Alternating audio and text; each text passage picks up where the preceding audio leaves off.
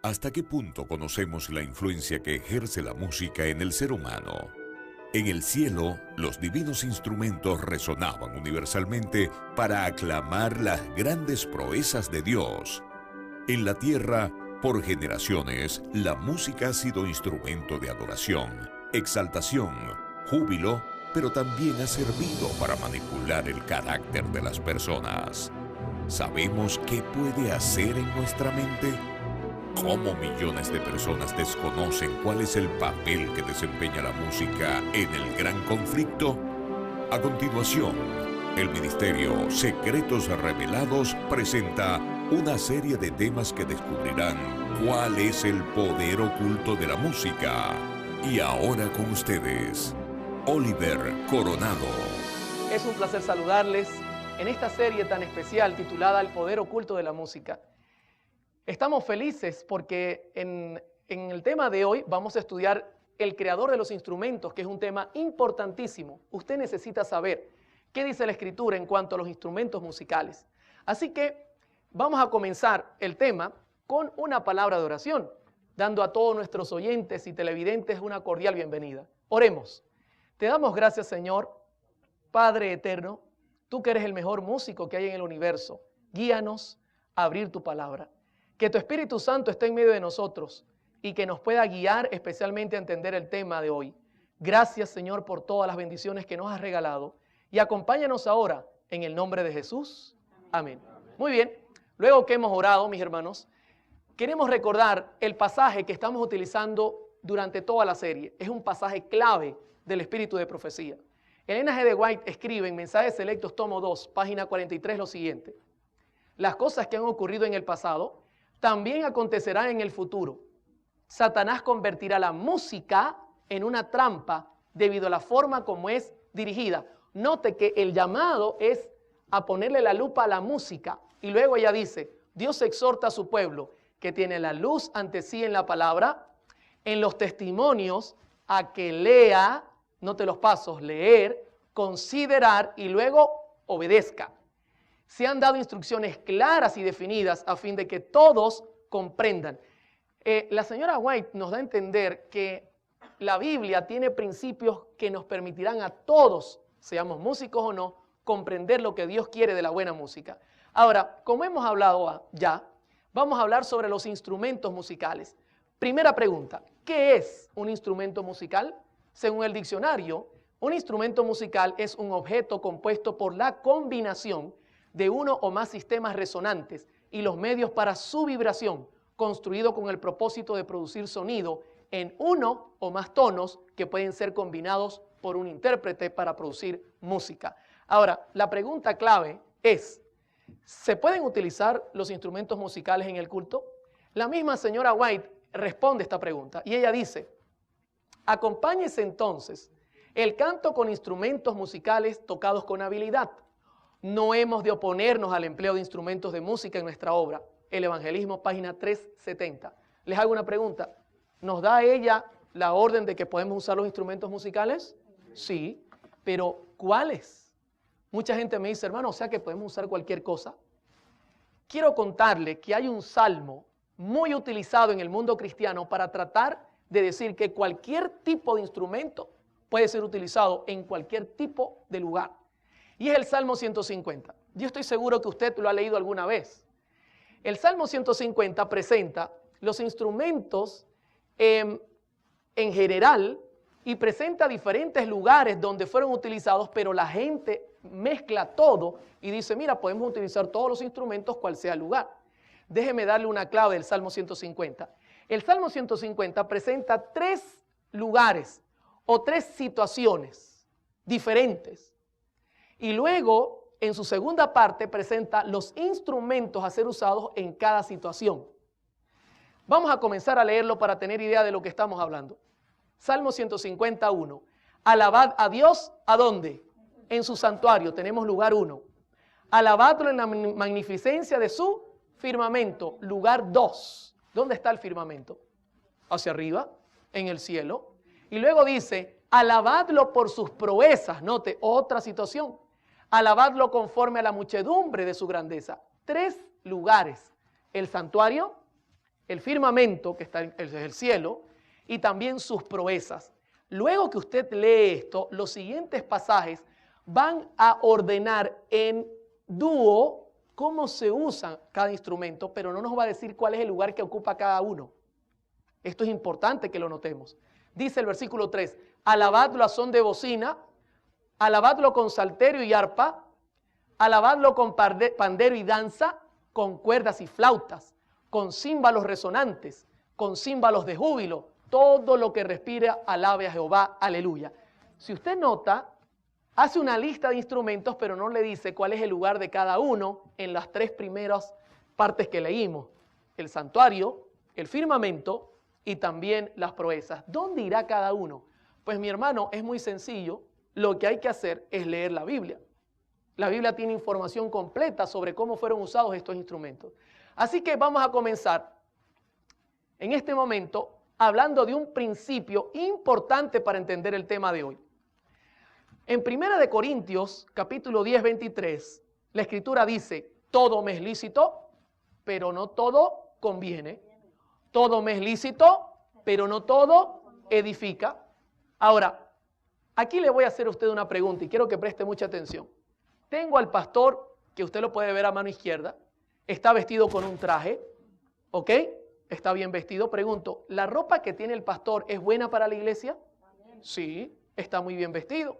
Pero a mano derecha tengo a un joven vestido, en Venezuela lo llaman bermudas, un pantalón corto, una franela bien decente, unos zapatos decentes, pero no tiene medias. Le hago una pregunta, ¿el muchacho está mal vestido? No, él está bien vestido. ¿Pero conviene ese tipo de indumentaria para la iglesia? No conviene. ¿Se da cuenta el principio que aplica Pablo? Todo me es lícito, pero no todo conviene. El hecho de que él no esté vestido con traje no quiere decir que está mal vestido o que la ropa que tiene es satánica. Esto es importante que lo entendamos a la luz de los instrumentos musicales. Los instrumentos son neutrales, pero no todos convienen en el mismo lugar porque generan información distinta al cerebro. Voy a cambiar la gráfica y ahora vemos una montaña y el pastor está con su traje y el joven ahora está vestido de forma casual. Le hago una pregunta. ¿Quién está mejor vestido ahora para el lugar? El muchacho, porque usted se imagina al pastor subiendo con el traje a la montaña. Bueno, de repente la corbata le puede servir si se resbala y se cuelga de un árbol, ¿verdad que sí? Hermanos, esto es importante, es un principio importante. Todo, ahora entiende cuando Pablo dice todo me es lícito, pero no todo conviene. Todo me es lícito, pero no todo edifica. O sea, cada cosa tiene su lugar y necesariamente no tiene que ser mala para no funcionar. Ahora, entendiendo esto, vamos a comenzar a examinar el Salmo 150. La primera parte nos habla del santuario. Alabadlo en su santuario. Salmo 151. La palabra santuario en hebreo es la palabra kodesh, que significa cosa dedicada o lugar sagrado. Note qué interesante, cosa dedicada o lugar sagrado. Ya eso nos indica que es un lugar especial, muy especial. Cuando usted sigue mirando, la pregunta es ¿por qué es un lugar sagrado? Éxodo 25:8 dice, y harán un santuario para mí y habitaré en medio de ellos. Ahora se da cuenta por qué es sagrado el santuario, porque Dios habitaba en medio y eso lo hacía sagrado, era un lugar muy santo. En Hebreos 8:5, Moisés recibió órdenes de cómo preparar el modelo terrenal de ese santuario. ¿Ok?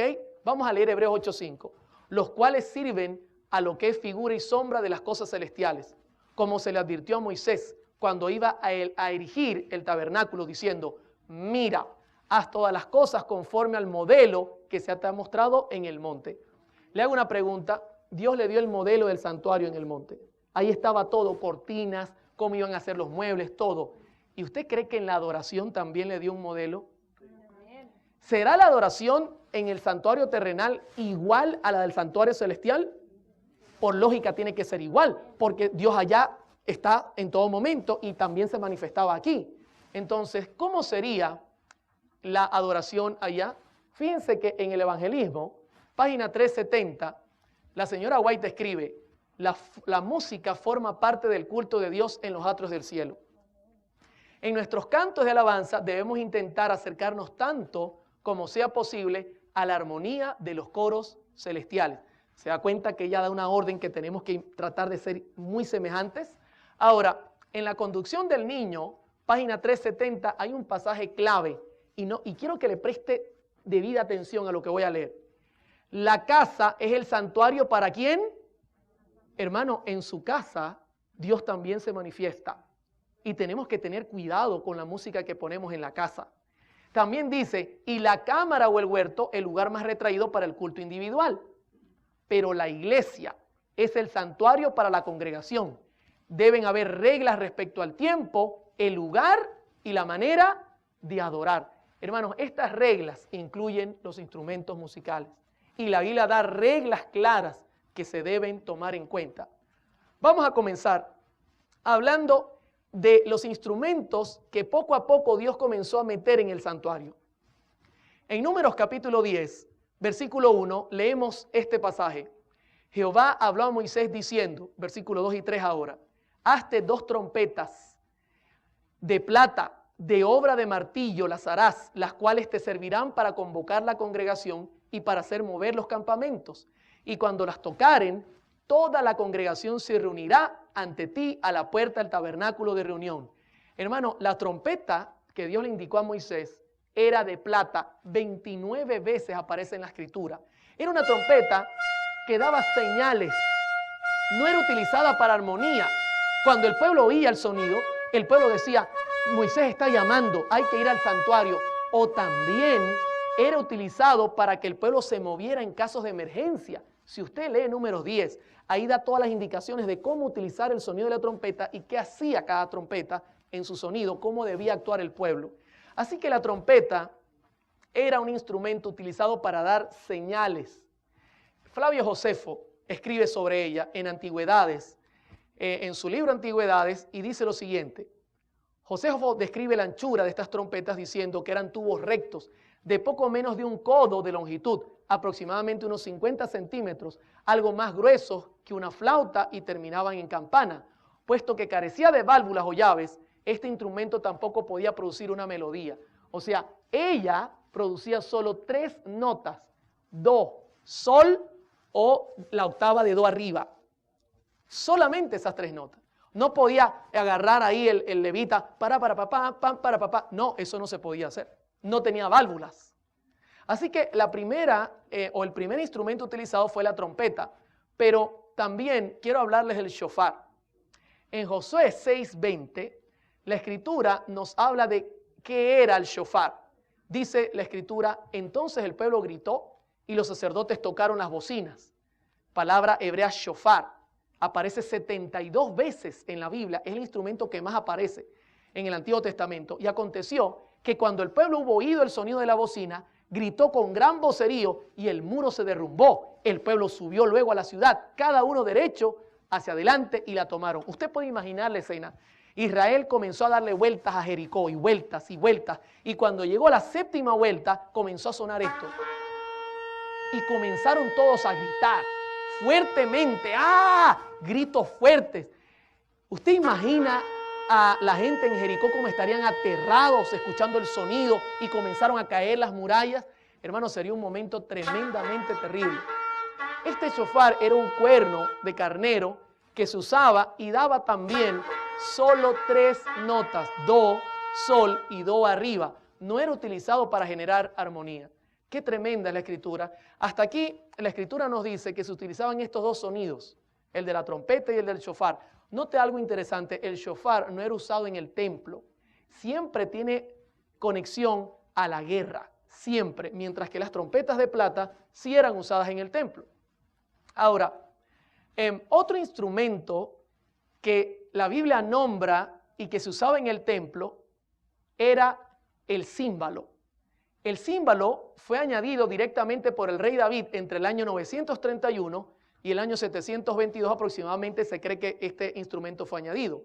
En primer libro de Crónicas 15:28, la escritura dice, de esta manera llevaba todo Israel el arca del pacto de Jehová con júbilo y sonido de bocinas y trompetas y címbalo, que significa retiñir, sonar. 15 veces aparece en el Antiguo Testamento y al son de salterios y arpas. Ahora, ¿para qué se usaba el címbalo? ¿Usted cree que el címbalo se usaba para que ellos estuvieran? No. Ellos lo usaban justo en las estrofas. Marcaban la estrofa para luego poder entonces entrar la estrofa y también marcaban el coro. O sea, era un instrumento que daba señales. No era un instrumento para hacer ruido y estar tocando y llevar un ritmo. Solo daba señales. Usualmente metían sus manos entre el cuero y lo hacían sonar de esta forma. Algunos dicen que también podía sonar de esta forma para hacer que el sonido fuese menos fuerte. Pero estos dos, la trompeta y el címbalo, simplemente daban señales. Usted puede escucharlo. Y ahí comenzaba la estrofa. Y podía comenzar el coro. Era un instrumento para dar señales. Muy bien, tenemos la trompeta y el címbalo, pero ¿y David no usaba instrumentos de armonía?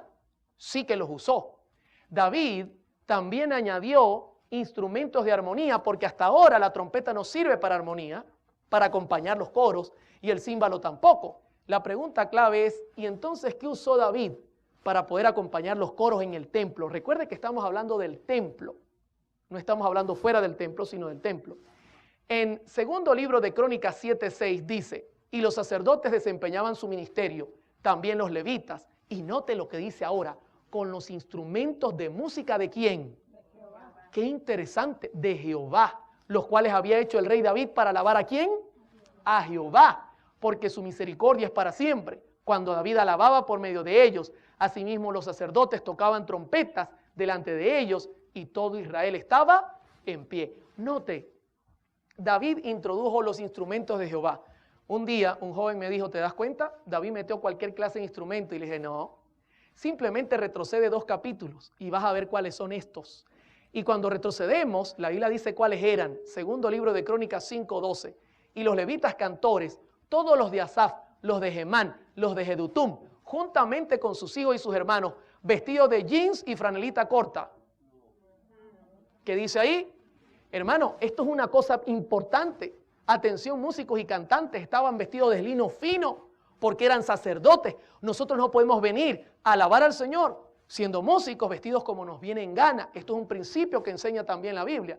Dice, vestidos de lino fino, estaban con címbalos y salterios, que es la palabra hebrea nobel, que significa odre, y arpa, que también es quinor en hebreo, al oriente del altar, y con ellos 120 sacerdotes que tocaban trompetas. Ahora David añade, y es lógico, añade el arpa y añade también el salterio. ¿Por qué? Porque necesitaba armonía. El arpa, ustedes la conocen, suena como algo así.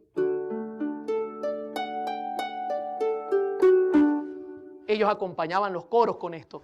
Y el salterio es un poco más eléctrico, un poco más, un sonido de cuerda de hierro, y sonaba algo así.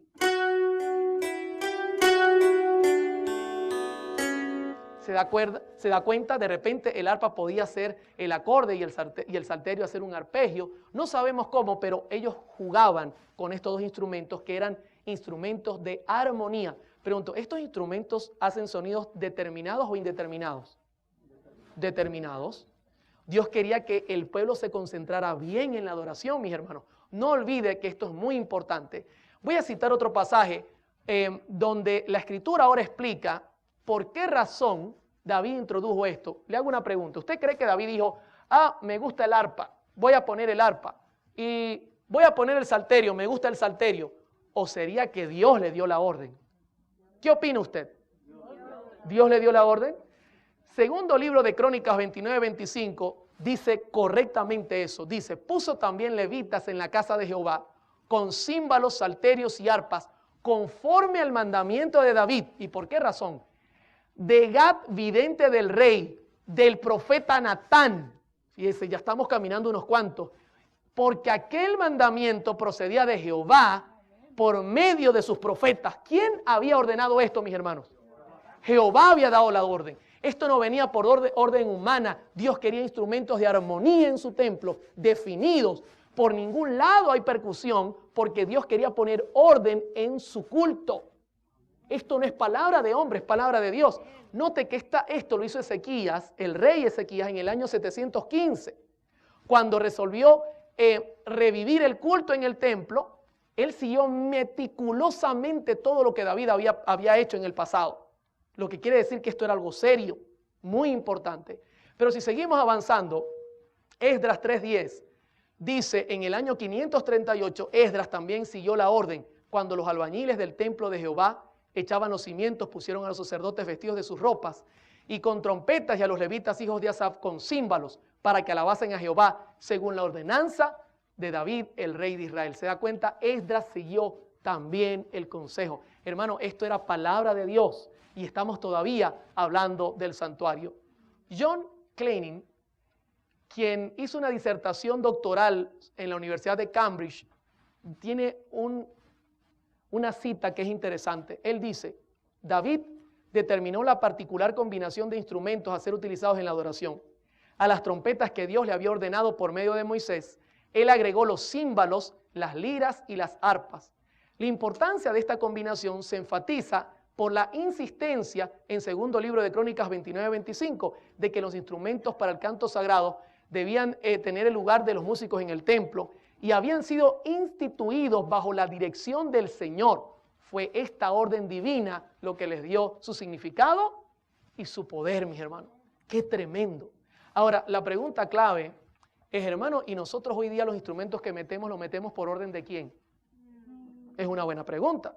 Pero vamos a continuar. El canto también formaba parte de Israel. Y en el templo había cantos. Dice Salmo 34, cantad a Jehová vosotros sus santos y celebrad la memoria de su santidad. En el Evangelismo, página 369, la señora White dice, la voz humana que canta la música de Dios con un corazón lleno de gratitud y agradecimiento es para él mucho más agradable que la melodía de todos los instrumentos musicales que han sido inventados por manos humanas. Dios se agrada tremendamente del canto. En otro pasaje, la señora White, en Testimonios tomo 9, página 144, dice, el canto no siempre debe ser hecho por solo algunas personas. Permítase que toda la congregación participe tanto como sea posible. Se da cuenta, a Dios le gusta que todos cantemos juntos y alabemos al Señor. Ahora, hasta aquí, ¿cómo vamos, mis hermanos? ¿Vamos bien? ¿Saben que yo pude tomar música actual de una sinagoga judía y ellos siguen las enseñanzas de Moisés todavía? Actualmente, en este siglo, en esta época. Por ejemplo, voy a ponerles un extracto y usted va a notar cómo estos judíos están en la sinagoga, suenan primero el címbalo y luego comienzan a cantar. Y esto tiene forma de himno, tiene arpas y salterios, una cosa maravillosa. El audio quizás no sea muy bueno porque estaba en un sonido ambiente. Ahí está sonando, está un poco bajo el audio, pero está sonando. Y si ustedes escuchan, ahí hay arpas, salterios, hay música maravillosa. Ellos siguen las ordenanzas de Moisés. Y la música, mis hermanos, ellos todavía la siguen utilizando como la Escritura le ha enseñado en todo momento. Ahora, cuando nosotros avanzamos, nos hacemos la siguiente pregunta. Y aquí viene una pregunta que es muy importante. ¿Ustedes creen que los paganos usarían la misma secuencia que Dios le había dado a Israel? Si conseguimos que ellos usaban otro tipo de instrumentos, ¿será una clave para determinar que esto era palabra de Dios? Por ejemplo, vayamos a los días de Daniel. Daniel 3, 4 y 5. Capítulo 3, versículos 4 y 5. Y el pregonero anunciaba en alta voz, mándese a vosotros, oh pueblos, naciones y lenguas, que al oír el son de la bocina, de la flauta, del tamboril, del arpa, del salterio, de la zampoña y de todo instrumento de música, os postréis y adoréis la estatua de oro que el rey Nabucodonosor ha levantado. ¿Cuántos instrumentos están presentes en ese culto? Todos. Y escúcheme bien, en el original hebreo son distintos. Son instrumentos diferentes a los que David había hecho. Imagínense la escena, están los muchachos, la estatua, una orden de muerte, el horno prendido, echando candela y de repente suena esta música. Y la gente, no bastaba la presión, sino la gente hipnotizada. Ya la música era diferente, ellos usaban la música para generar emoción. Y no crea que era suave todo el tiempo, esta es música árabe que se usa muy parecida a la que usaba Nabucodonosor. Escuchen. Arrodíllense, si no los voy a matar. la misma música trataba de influenciarlos a estos muchachos para caer postrados. Mi pregunta en este momento es la siguiente. Queridos hermanos, ¿será que nosotros nos estamos arrodillando delante de la estatua de Nabucodonosor hoy día escuchando su música? ¿Qué tipo de música estamos usando para alabar al Señor? ¿La que dice la Biblia o la que la Biblia revela que usaba Nabucodonosor? Yo pudiese hacer ritmos pop sobre la música árabe, porque tiene el mismo principio de violaciones musicales. Ahora, en Éxodo 33, 18, dice la Escritura en el 19, cuando oyó Josué el clamor del pueblo que gritaba, palabra col en hebreo que significa gemía, dijo a Moisés, alarido de pelea hay en el campamento. Y respondió Moisés, no es voz de alaridos de fuertes, ni voz de alaridos de débiles, voz de cantar, aullar, es la palabra aná, oigo yo. Ahora, imagínense la escena. Josué viene bajando con Moisés con las tablas del pacto y de repente comienza poco a poco, a medida que se van acercando, comienza a sonar como una guerra. Y Josué dice, oye, estoy escuchando, Moisés, están atacando el campamento, pero Moisés tenía la voz aguda para entender lo que estaba pasando, mis hermanos. Él había estado en Egipto y le dice a Josué, no señor, yo no escucho guerra, yo escucho es música, sonidos que aúllan, es la palabra aná, gritar, y es lo que estamos escuchando, música egipcia. ¿Usted imagina la escena terrible? Moisés bajaba, este hombre santo con las tablas de la ley, y dice en Éxodo 32, 19, y aconteció que cuando él llegó al campamento y vio el becerro y las danzas, pregunto, ¿la gente movía era del cuello para arriba o del cuello para abajo? Ah, del cuello para abajo. ¿Se da cuenta que el principio comienza a variar? Ardió la ira, arrojó las tablas en sus manos y las quebró al pie del monte. ¿Sabe? Utilizar música indebida quebranta la ley de Dios. Esto es un símbolo, nos lleva al pecado, nos cautiva para hacer el mal. La señora White escribe lo que Dios le mostró sobre este evento y ella dice, página 331, Patriarcas y Profetas, al acercarse más al campamento, vieron el pueblo que gritaba y bailaba alrededor de su ídolo. Era una escena de libertinaje pagano, una imitación de las fiestas idólatras de Egipto, pero cuán distinta era del solemne y reverente culto de Dios. Moisés quedó anonadado. Hermanos, qué terrible. Esta gente estaba imitando a Egipto. La pregunta para nosotros es la siguiente. ¿Y nosotros qué estamos imitando, mis hermanos? En nuestra música, ¿estamos imitando el culto reverente que presenta la Escritura o estamos imitando el culto del mundo? Es la misma situación. Dice luego ella, si Aarón hubiese tenido valor para sostener lo recto sin importarle las consecuencias, habría podido evitar aquella apostasía. ¿Sobre quién puso Dios la responsabilidad? Escúcheme bien, sobre nosotros los líderes. Hermanos, sobre los líderes de esta iglesia está la responsabilidad de parar este tipo de música que puede dañar a la iglesia.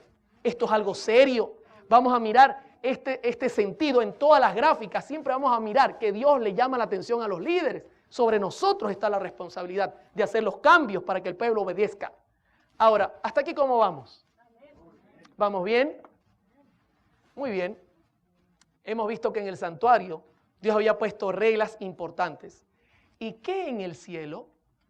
Pregunta clave. ¿Usted cree que en el cielo los instrumentos por principio bíblico, que son todos de armonía, determinados, ¿usted cree que en el cielo es algo parecido? Por lógica tiene que serlo, porque Moisés hizo un modelo. En el Salmo 151 dice, alabadlo en la magnificencia de su firmamento. Palabra hebrea, raquía, que significa expansión, firmamento. ¿Sabe que en el Salmo 148, versículos 1, 2 y 3, David escribe, alabad a Jehová desde los cielos, alabadlo en las alturas, alabadle vosotros todos sus ángeles, alabadle vosotros todos sus ejércitos, alabadle sol y luna, alabadle vosotras todas sus lucientes estrellas. La pregunta es, ¿y cómo es esa alabanza? Apocalipsis presenta qué tipo de instrumento se usa en el cielo. Podemos leer Apocalipsis 5:8 y comenzar a mirarlo.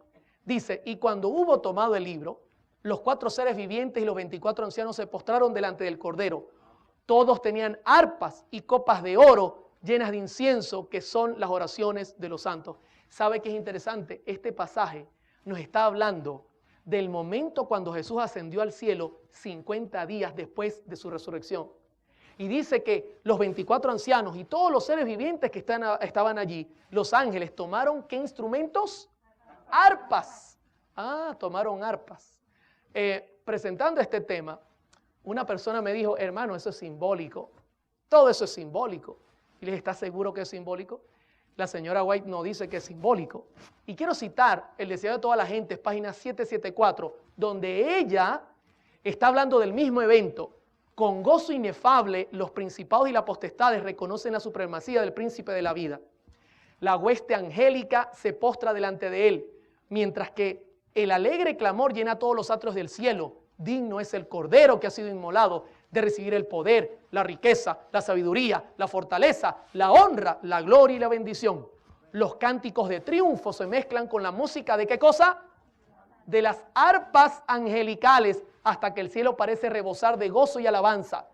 El amor ha vencido, lo que estaba perdido se ha hallado. El cielo se repercute con voces que en armoniosos acentos proclaman bendición y honra y gloria y dominio al que está sentado sobre el trono y al Cordero por los siglos de los siglos. Le pregunto, ¿este pasaje es literal? Sí, y note que tomaron las arpas de Dios para alabar al Señor en el cielo. Pero vamos a continuar mirando otro pasaje. En Apocalipsis 15:2, la Escritura nos habla ahora de los 144,000. Dice, vi también como un mar de vidrio mezclado con fuego, y a los que habían alcanzado la victoria sobre la bestia y su imagen, y su marca, y el número de su nombre en pie sobre el mar de vidrio, ¿con qué cosa? Con las arpas de Dios. ¿Qué van a aportar los 144,000? ¿Será esto simbólico? ¿O estaremos leyendo algo que es correctamente literal? ¿Sabe que la señora White en Dios nos cuida, página 97, presenta la escena y ella dice, vi un gran número de ángeles que traían de la ciudad gloriosas coronas, una corona para cada santo con su nombre escrito encima. Cuando Jesús pedía las coronas, los ángeles se las presentaban y con su propia mano derecha el amante Salvador las colocaba sobre las cabezas de los santos. Del mismo modo los ángeles trajeron arpas y Jesús se las entregó a los santos. Los ángeles directores dieron primeramente la nota y entonces todas las voces se elevaron en agradecida y alegre alabanza y todas las manos pulsaron hábilmente las cuerdas de las arpas, arrancando de ellas una música melodiosa de tonos ricos y perfectos. ¡Qué tremendo, mis hermanos! ¿Se da cuenta? Mire, ¿sabe una cosa? Yo no sé tocar arpa, pero en el cielo voy a saber. Dios va a colocar el chip con la información necesaria para conocerme todas las notas. Y cuando el ángel me dé el tono, yo voy a acompañarlo. ¡Qué maravilloso! Pero se da cuenta que lo que ocurre en el cielo es lo mismo que Moisés recibió como modelo. ¿Y qué de la trompeta?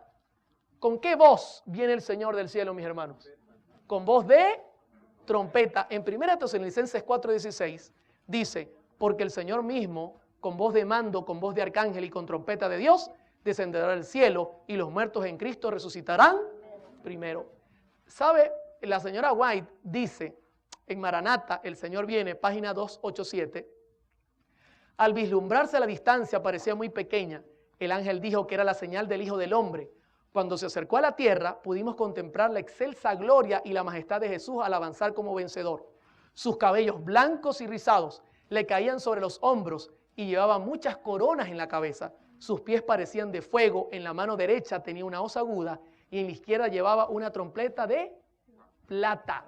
¡Qué interesante! Es la misma secuencia que conseguimos en la Escritura. Ahora, usted me dirá, hermano Oliver, pero hoy día, ¿cómo poder nosotros alabar al Señor con arpas y salterios?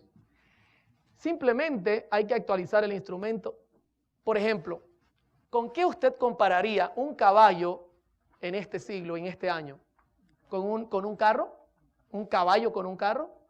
¿O una carroza con un carro? En los días de Moisés, un caballo equivaldría hoy día ¿a qué cosa? ¿A una moto? ¿Cuántos están conmigo que es una moto? Sí. Y en los días de Moisés, una carroza sería compatible hoy día ¿con qué? ¿Con un carro? Sí. Entonces, ¿cómo compararíamos nosotros estos instrumentos musicales? Hermanos, el principio es claro. Por ejemplo, mucha gente dice, y yo creo que es así, que el salterio ha evolucionado a lo que hoy día es el piano. Si tenemos un piano en la iglesia no habría ningún problema, es un instrumento de armonía, pero por ejemplo, ¿yo pudiese sustituir el salterio por un tambor? No. ¿Por qué no? Porque es un instrumento indeterminado, ¿se da cuenta la diferencia? Tuc, tuc, tuc, tuc. Es diferente a hacer acordes. Esta es la manera que tenemos que nosotros interpretar todas estas cosas, mis hermanos, para mantener el orden que Dios ha establecido. ¿Cómo vamos hasta acá? ¿Estamos viendo las maravillas de Dios? Pero ¿sabe una cosa? Aún nos resta estudiar las proezas y su grandeza. En el Salmo 152 dice, alabadlo por sus proezas, conforme a la muchedumbre de sus grandezas. Ya hemos estudiado acerca del arpa, del salterio, la trompeta, hemos estudiado acerca del shofar, hemos visto el címbalo, hemos visto que en el cielo se usan instrumentos parecidos, pero ¿y qué en las cosas seculares?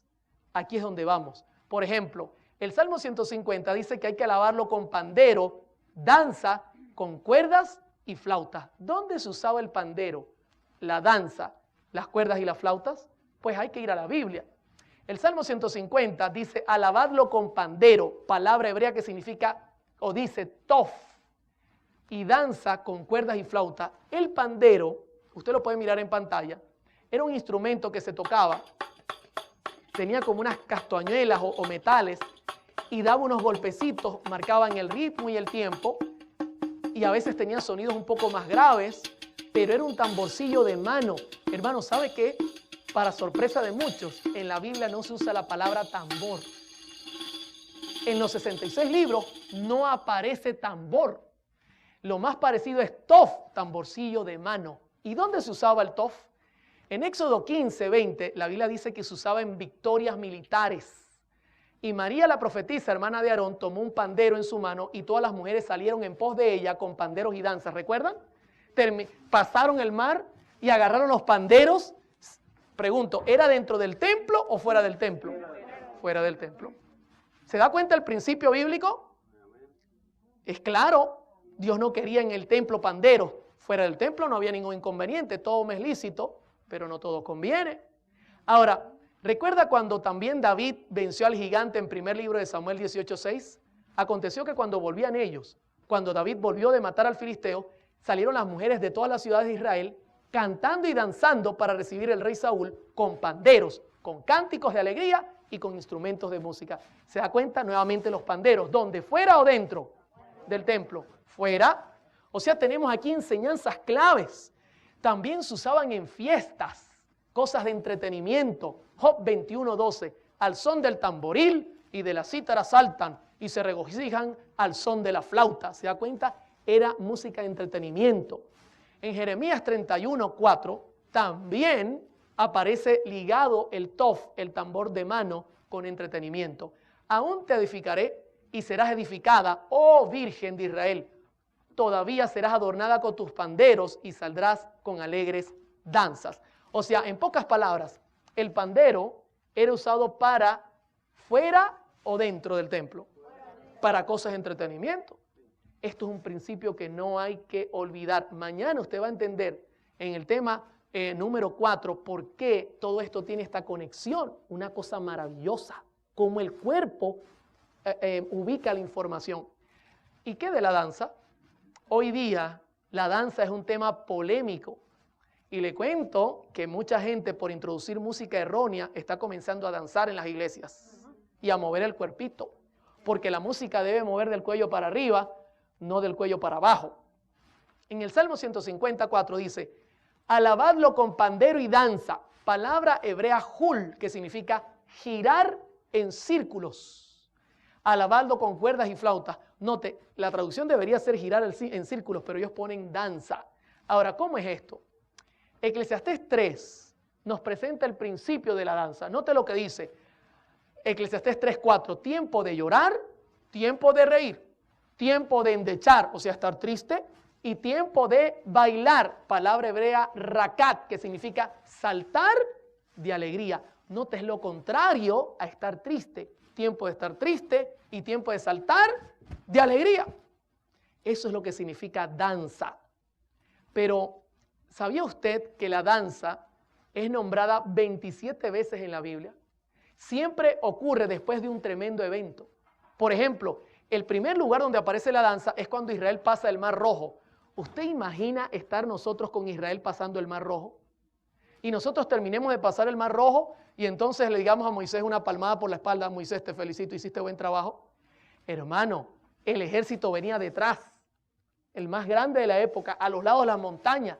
Dios abre el mar. Si yo hubiese estado allí, me hubiesen tenido que amarrar porque estaría todavía hoy brincando de alegría. Y la Escritura dice que luego de eso se cumple Éxodo 15:20 y María, la profetisa, hermana de Aarón, tomó un pandero en su mano y todas las mujeres salieron en pos de ella con panderos y danza. Brincaban de alegría. En Lucas 15 está el último pasaje de la danza. Y escúcheme, tiene que ver con el hijo pródigo.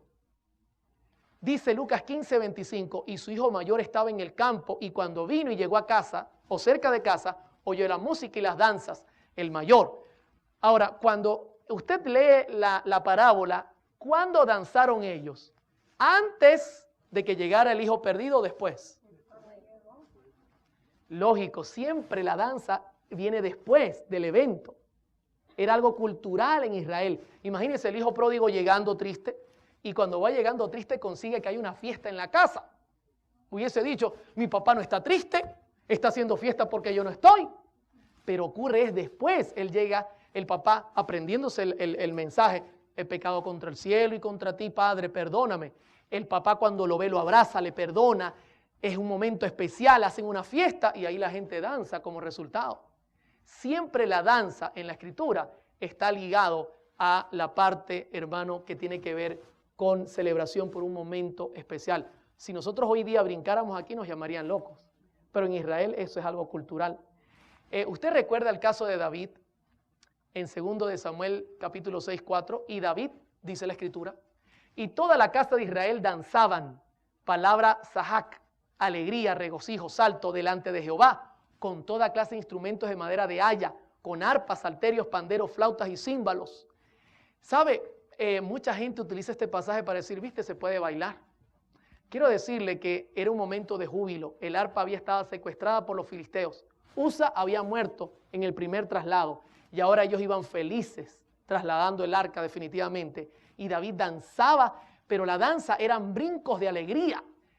La señora White, en Patriarcas y Profetas, página 766, describe su danza y note lo que dice. Nuevamente el largo séquito se puso en movimiento y flotó hacia el cielo la música de arpas, cometas, de trompetas y címbalos, fusionada con la melodía de una multitud de voces. En su regocijo, David, ¿qué dice allí?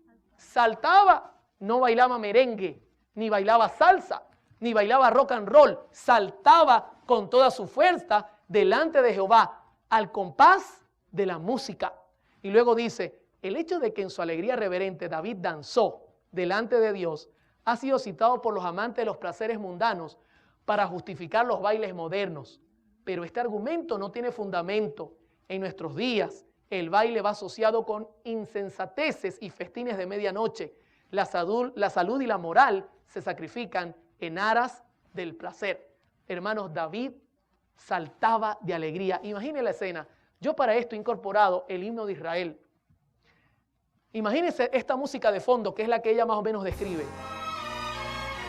El séquito llevando el arca y David emocionado porque el símbolo de la presencia de Dios volvía al campamento. Qué momento tan especial, mis hermanos. Yo imagino los brincos de alegría, el festín del pueblo. Era un momento solemne, mis hermanos. No era un momento de diversión y entretenimiento común, como nosotros pensamos y mucha gente piensa. Tremendo. La Escritura es muy clara en cada presentación. No nos deja dudas de que la danza es algo muy típico en Israel y era utilizado siempre para demostrar que había ocurrido un evento muy especial. No es para echar una bailadita, como en muchos países latinoamericanos y también aquí en los Estados Unidos de América. Pregunto, ¿cómo vamos hasta acá? ¿La Biblia está dejando algún vacío? ¿Está dándonos principios claros de qué música quiere Dios en el templo? Le pregunto, si yo aparezco con el tamborcillo de mano y danzando en el templo, ¿qué diría usted? Hermano, ¿dónde está escrito eso? Muéstremelo y con mucho cariño podemos atenderlo. Porque la Biblia da principios claros, mis hermanos. Dios quiere armonía, quiere que nuestros cantos sean acompañados por instrumentos musicales que nos den una clara visión de las cosas, que estemos conectados con el cielo en todo momento. Nos falta un instrumento y es la flauta.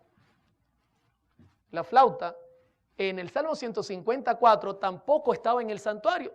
Y al final voy a explicar un poco qué principio se maneja acá. Dice, alabadlo con pandero y danza, alabadlo con cuerdas y flautas, instrumento de viento, ugab. ¿Dónde se usaba la flauta? Usted puede escuchar. Siempre se mezclaba con el pandero. Lo usaban para algún momento especial, una fiesta especial, santa, sana, porque en todo lo que hagamos, dice la Biblia, debemos hacerlo todo para la gloria de Dios. Hermano, no podemos ser diferentes en la iglesia y en la casa tener otro tipo de música.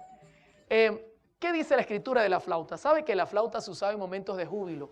Primer libro de Reyes 1, 39 y 40 dicen, y tomando el sacerdote Sadoc el cuerno del aceite del tabernáculo, ungió a Salomón, y tocaron trompeta, y dijo todo el pueblo, viva el rey Salomón. Después subió todo el pueblo en pos de él, y cantaba la gente con flautas, y hacían grandes alegrías, que parecía que la tierra se hundía con el clamor de ellos. Qué interesante. La flauta era utilizada fuera del santuario, en momentos de entretenimiento, en momentos especiales, se podía usar sin ningún problema, no había ningún inconveniente. Mucha gente me dice, ¿y hoy día, hermano Oliver? Ya vamos a hablar un poco de eso, pero vamos a seguir mirando. Isaías 5, 11 y 12 presenta también el uso de la flauta en momentos externos a las cosas espirituales y a las cosas del templo. Hay de los que se levantan de mañana para seguir la embriaguez, que se están hasta la noche hasta que el vino los enciende. Y en sus banquetes hay arpas, vihuelas, tamboriles, flautas, vino, y no miran la obra de Jehová, ni consideran la obra de sus manos. ¿Se da cuenta? La flauta estaba ligada a actividades que el pueblo hacía externamente. Eran actividades de fiesta, eran actividades que no estaban conectadas directamente con el santuario. Ahora, usted dirá, hermano Oliver, ¿y por qué? Si la flauta no es un instrumento malo. Si nosotros hoy día actualizáramos todo, notáramos que la flauta hoy día, inclusive la flauta vertical, tiene un sonido muy suave, distinto a la flauta que usaba Israel. Es una flauta más clásica. Personalmente creo que no habría ningún inconveniente en usarla en el culto, al igual que usar la trompeta para tocar un especial, porque hoy día tiene llaves. El detalle que quiere enseñarnos las Escrituras, mis hermanos, muy especialmente, es el punto de que Dios no quiere que nosotros usemos lo común en el culto, que cada cosa debe tener su lugar y que tenemos que tener sumo cuidado en que las cosas se hagan como Dios ha determinado. Por ejemplo, haciendo un repaso, hemos visto que Dios ordenó que en el templo se usaran instrumentos de armonía, como el arpa, el salterio. Hoy día pudiésemos usar el piano, pudiésemos usar guitarras, pudiésemos usar cualquier otro tipo de instrumento de armonía. Pudiese haber un especial con una trompeta, pudiese haber un especial con una flauta, con un sonido suave y delicado, no habría ningún problema. Una persona me preguntaba, hermano, ¿y la cultura puede regir en cuanto al uso del instrumento? ¿Sabe que la Conferencia General cree que la cultura tiene incidencia en cuanto a la música? Y yo creo personalmente que sí la tiene. Pero el mismo documento le pone límites a la cultura. Por ejemplo, si usted va a Venezuela, usted va a conseguir que hay partes de Venezuela donde se usan distintos instrumentos. Por ejemplo, el cuatro es un instrumento de 4 cuerdas, parecido a la guitarra. Yo he ido a lugares donde los hermanos no saben tocar piano, no saben tocar órgano, y alaban al Señor con los himnos, tocándolos con el 4, y suena maravilloso. Eso es una manera de que la cultura incida en el tipo de instrumento. En pocas palabras, la cultura puede incidir en el tipo de instrumento, pero sin romper los principios bíblicos. No es que yo voy a ir a África y entonces ellos usan tambor.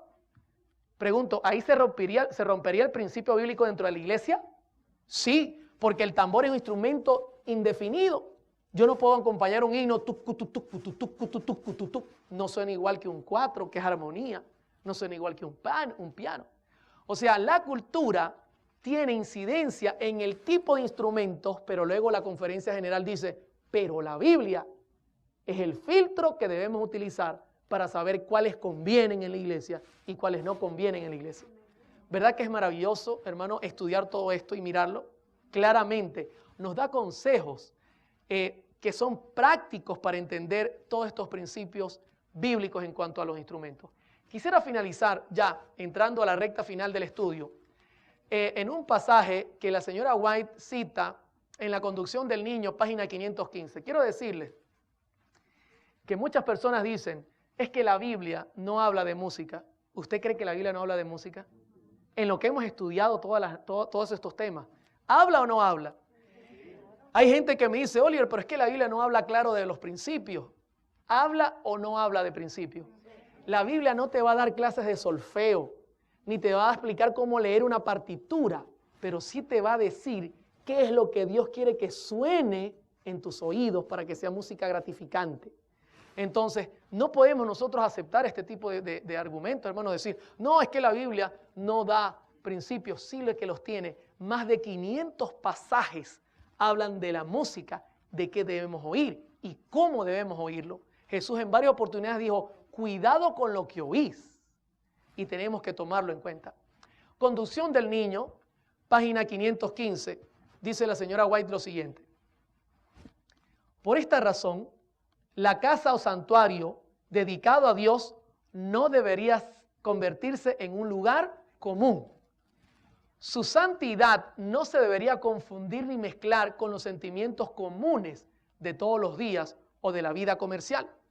Debería haber un solemne temor reverente en los adoradores cuando entran en el santuario y debieran dejar tras sí todos los pensamientos mundanos y comunes. ¿Está notando lo que dice la sierva del Señor? Ella no quiere que usted use música común. ¿Qué le parecería que usted llegue al templo y consigue música pop, o música rock, o música balada, o música mariachi? Todo eso lo va a conectar usted ¿con quién? ¿Con el cielo o con el mundo? ¿Se da cuenta los principios que se comienzan a romper? Claramente lo dicen. Dios no quiere que se convierta esto en un lugar común. Su santidad no debe confundirse ni mezclarse con los sentimientos comunes. Luego ella dice, debiera haber un solemne temor reverente en los adoradores cuando entran en el santuario y debieran dejar tras sí todos los pensamientos mundanos y comunes.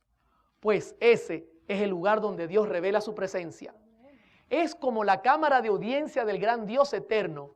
Por lo tanto, el orgullo, la pasión, la disensión, la egolatría, el egoísmo, la avaricia que Dios denuncia como idolatría son inapropiados para tal lugar. Hermano, ¿sabe qué? Allí cuando la señora White denuncia y pone el orgullo, la pasión, la disensión, la egolatría y el egoísmo, ¿sabe lo que está ella prácticamente presentando o ilustrando? Los conceptos musicales mundanos. Cuando nosotros vemos a la música mundana, la mayoría de los cantantes son ególatras. Solamente piensan ¿en quién? En ellos. Y ella no quiere que nosotros nos conectemos. Quiero compartir con ustedes, una vez este servidor estaba tocando y cantando en un culto. Esto es interesante. Había predicado el sermón había sido verdad presente. Me gusta siempre tocar temas que tengan que ver con la verdad presente. Cuando estoy terminando el sermón, decido tener un especial, pero mi especial en aquel tiempo era una balada, música sentimental. De eso voy a comenzar a estudiar esta semana. Música romántica. Y escúcheme, presento el tema, la gente se pone de pie, le hago el llamado, tomo el micrófono y comienzo a cantar. Terminó el culto, la gente se acercó, me agradeció, pero una señora me dijo lo siguiente: hermano Oliver, el sermón estuvo precioso, me gustó muchísimo el especial. ¿Sabe?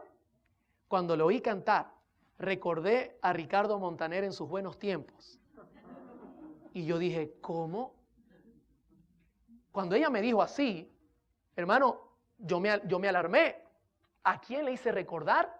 Y ella me dice, a Ricardo Montaner. Yo no sé si usted conoce a Ricardo Montaner, es un gran cantante en Venezuela, de origen chileno, muy conocido, muy famoso a nivel mundial. Cuando ella me dijo eso, hermano, eso me llamó la atención, si yo lo que estaba presentando era santo o no era santo. Porque a ella no le vino la imagen de Dios, le vino la imagen de algo secular. Entonces la pregunta que yo me hice es, ¿a quién estoy alabando? ¿A quién estoy representando? ¿Qué es lo que estoy presentando en mi iglesia? Que la gente, en vez de recordar a Dios, recuerda lo mundano. Hermano, Dios quería marcar una seria diferencia. Dios quería que su culto fuese especial, con principios santos. Y todavía actualmente Dios sigue siendo el mismo. Pregunto, ¿Malaquías dice que Dios ha cambiado? No. Sigue siendo el mismo. Hermano, cuidado con la música que nosotros introducimos en el culto. Hagamos clara diferencia. En otro lugar estuve en una actividad, en un campamento, y usaban música santa en momentos seculares. Cuando habían marchas, colocaban himnos. Yo tuve que acercarme a la gente y decirle con amor, hermano, no mezcle lo santo con lo común. Porque cuando usted escuche entonces, que los jóvenes escuchen lo santo, no van a hallar la diferencia. Tiene que haber una marcada diferencia. Use música clásica de algún otro tipo de música, pero deje lo santo para lo santo y separe lo común para lo común. Ese es el principio que presenta la Escritura, mis hermanos. No olvidemos que para cada cosa Dios tiene lo santo para lo santo y lo común para lo común. Hagamos separación y entonces haremos buena música para el Señor. Pregunto antes de despedirme, ¿cómo vamos? ¿Estamos entendiendo lo maravillas que Dios tiene? ¿Verdad que la Biblia nos habla sin cesar? Qué tremendo, mis hermanos. No se pierda el tema de mañana. Mañana vamos a armar un candado. Usted se va a dar cuenta por qué todos estos principios son avalados también por la ciencia. Mañana tendremos un concierto. Ciencia, Biblia y testimonios. Y usted va a notar que los tres hablan en concierto. Y va a notar que también la ciencia determina y dice lo que Dios enseña es la verdad. Dios les bendiga y que la paz de Dios esté con ustedes. Amén.